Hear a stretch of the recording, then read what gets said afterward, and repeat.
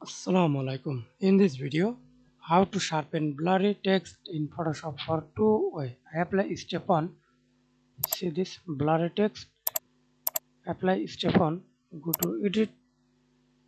Image and image size resolution up to 300. Then click OK. Then see this text sharpen blurry text and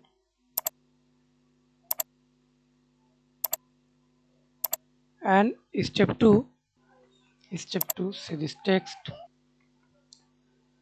select text layer or image, go to filter tab and sharpen, smart sharpen or unsharp mask.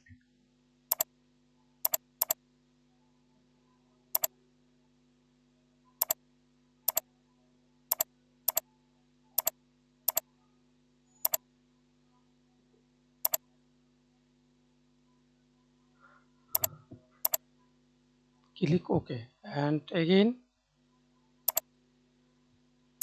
blur surface radius.